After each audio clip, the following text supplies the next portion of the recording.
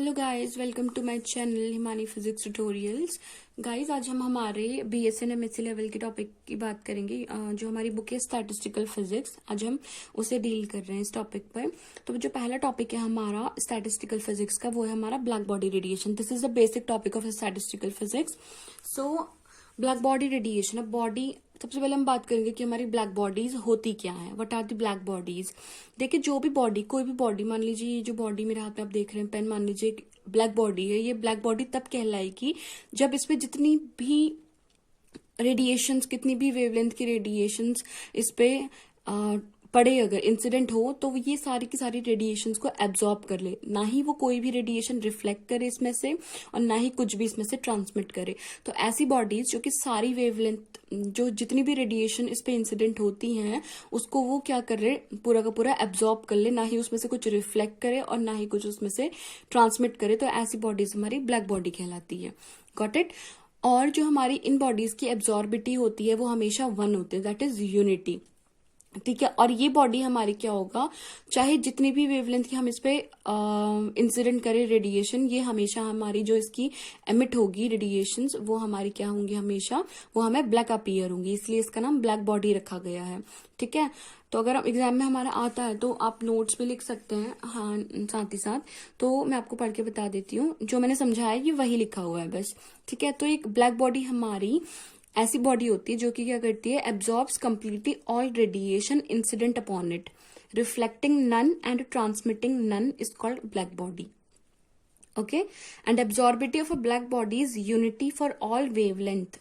It appears black whatever be the wavelength of incident radiation. Okay और हमारी जब भी कोई भी ब्लैक बॉडी को अगर हम हीट करते हैं to a suitable high temperature, ये हमेशा जो रेडिएशन एमिट करेगी उसे हम ब्लैक बॉडी रेडिएशन कहेंगे। ठीक है। When a body is heated to a suitable high temperature, it emits radiation which are known as black body radiation. Very easy topic it is, but this is the basic topic of statistical physics. And if you are new to my channel, please subscribe it and press the bell icon, because I'll be uploading the videos and you will get notified if you will press the notification icon.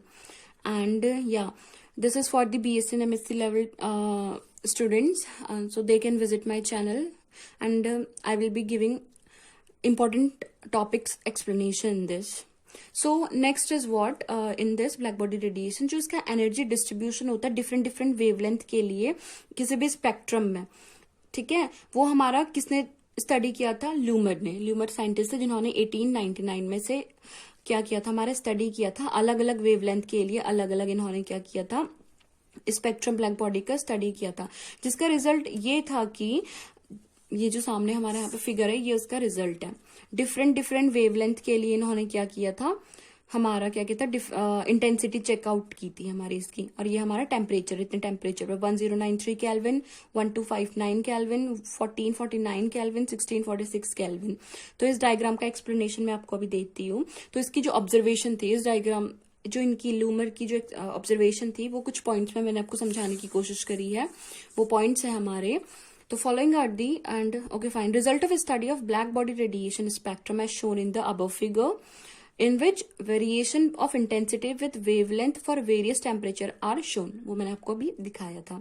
तो following observations इन्होंने observe की थी, हमारे जो ल्यूमर scientist हैं उन्होंने ये बोला था कि जो एनर्जी डिस्ट्रीब्यूशन है रेडिएशन स्पेक्ट्रम का ब्लैक बॉडी का, वो हमारा यूनिफॉर्म नहीं है। आप देख सकते हैं हमारे इस पे जो lambda versus intensity, wavelength versus intensity curve है विद टेम्परेचर, ओके, वो हमारे यूनिफॉर्म नहीं है। आप देख सकते हैं बिल्कुल भी यूनिफॉर्म नहीं है। यूनिफॉर्म होता तो हमारा ये एक स्ट्रेट लाइन होती। तो पहली ऑब्जर्वेशन यही थी कि ये हमारा क्या है, यूनिफॉर्म नहीं है जो उसका डिस्ट्रीब्यूशन है।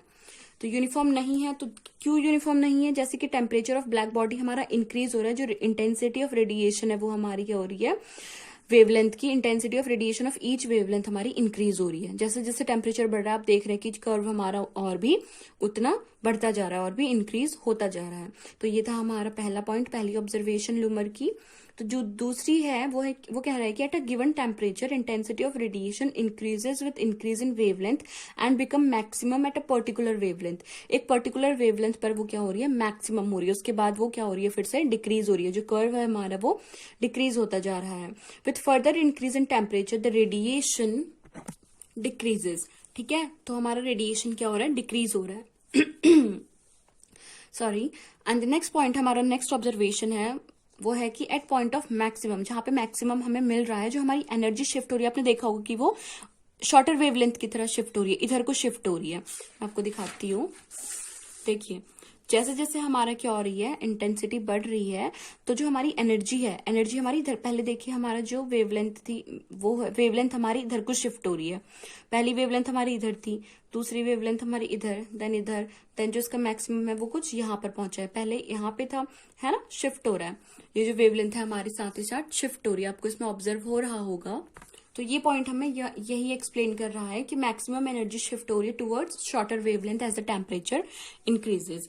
And the next point is, जो हमारा फोर्थ पॉइंट है, वो कह रहा है कि for a given temperature the total energy of radiation is represented by an area between the curve and the horizontal axis. जो हमारा कर्व और हॉरिजॉन्टल एक्सिस के बीच का जो एरिया है किसी गिवन टेम्परेचर के लिए, वो हमारा क्या हो रहा है, horizontal axis and area increases, area हमारा इंक्रीज हो रहा है। पहले हमारा वो कुछ इतना था, फिर इतना हुआ, फिर इतना हुआ। ये हॉरिजॉन्टल एक्सिस है, ये हमारा पहला एरिया था, फिर दूसरा एरिया और ज्यादा हुआ, फिर तीसरा एरिया और ज्यादा हुआ। तो ये हमें यही एक्सप्लेन कर रहा है। तो ये कह रहा है कि जो हमारा टेम्परेचर है तो वो डायरेक्टली प्रोपोर्शनल है फोर्थ पावर ऑफ टेम्परेचर के, इंक्रीज इन टेम्परेचर, ठीक है। तो ये हमारा क्या हो गया, मान लीजिए ए हमारा, A is directly proportional to fourth power of, जो एरिया है, ए इज एरिया, एरिया जो वो डायरेक्टली प्रोपोर्शनल है फोर्थ पावर ऑफ टेम्परेचर। तो A is directly proportional to T to the power 4, तो इसको हमने ई बोल दिया, ठीक है, एनर्जी। तो E is directly proportional to T to the power 4, E is equals to, ये हमारा प्रोपोर्शनैलिटी कांस्टेंट, सॉरी प्रोपोर्शनैलिटी का साइन हटा तो एक कांस्टेंट आता है, इसी को हम बोलते हैं हमारा स्टीफन्स लॉ, और ये हमारा स्टीफन्स कांस्टेंट होता है। ओके, नेक्स्ट टॉपिक हमारा इस पे आता है वो है planks distribution law.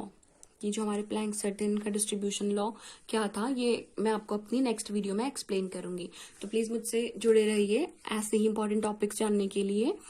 Thank you.